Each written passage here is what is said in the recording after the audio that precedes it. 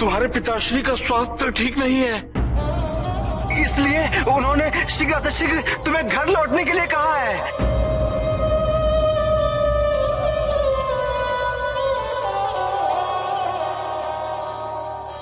मैं पुष्प कैलाश में पहुंचाने के बाद ही घर के लिए प्रस्थान करूंगा। हाँ, किंतु नंदी, मैंने कहा ना, मैं प्रभु के आदेश को टाल नहीं सकता। जाओ तुम एक महान भक्त हो नंदी, और संसार तुम्हें सदैव एक महान भक्त और सेवक के रूप में जानेगा। परंतु तुम्हें भक्ति और सेवा की संपूर्णता का ज्ञान होना अभी शेष है।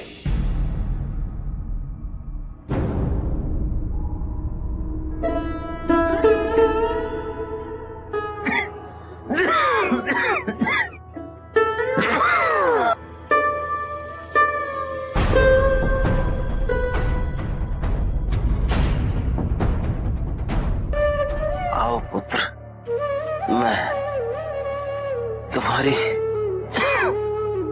तुम्हारी प्रतीक्षा कर रहा था।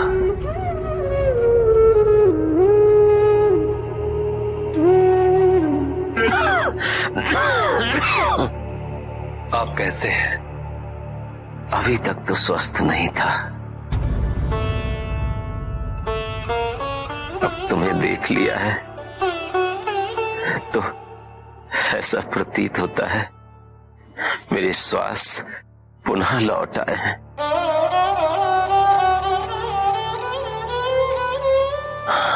अब मैं आ गया हूं तो आपको किसी भी प्रकार का कष्ट नहीं होने दूंगा।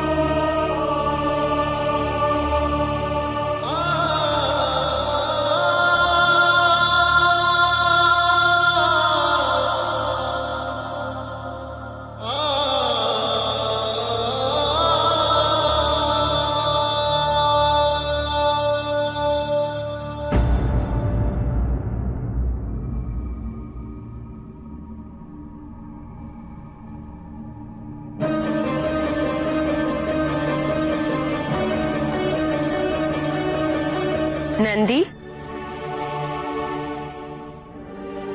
तुम अब तक यही हो नंदी? तुम्हारे पिताजी का स्वास्थ्य ठीक नहीं है ना? हमें तो लगा था तुम अब तक घर के लिए प्रस्थान कर चुके हो। वो माता, मैं प्रभु की आज्ञा का पालन कर रहा था, किंतु प्रभु कैलाश में नहीं है। प्रभु कहाँ है माता? मैं बस ये पुष्प उन्हें दे दूं, उसके पश्चात शीघ्र ही मैं अपने घर की ओर प्रस्थान करूंगा माता। नंदी, महादेव इस समय कहाँ है, ये सोचने की तुम्हें कोई आवश्यकता नहीं। यदि वो यहाँ होते तो वो भी तुमसे यही कहते जो हम कह रहे हैं। लाओ, ये पुष्प हमें दे दो।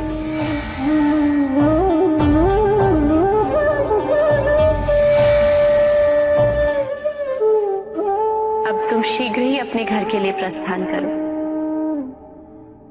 और व्रत की शेष तैयारियां हम स्वयं कर लेंगे।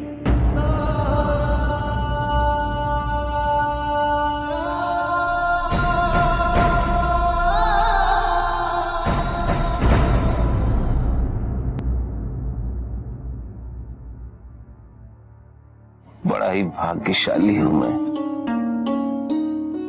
ऐसे परम सुख की अनुभूति हुई है पुत्र। इतना समय कैसे व्यतीत हो गया पता ही नहीं चला। पर पुत्र, एक इच्छा शेष है। प्रत्येक रात्रि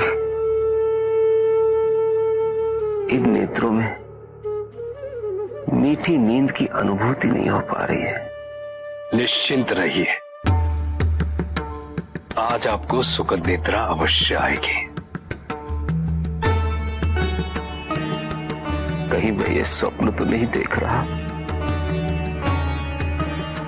मुझे वचन दो पुत्र, मुझे वचन दो, जब तक मैं नींद से नहीं जागूंगा तुम यहां से कहीं नहीं जाओगे। मैं वचन देता हूं, अब आप निश्चिंत होकर सो जाइए। जब तक आपके नेत्र नहीं खुलेंगे तब तक मैं यहां से कहीं नहीं जाऊंगा। सो जाइए।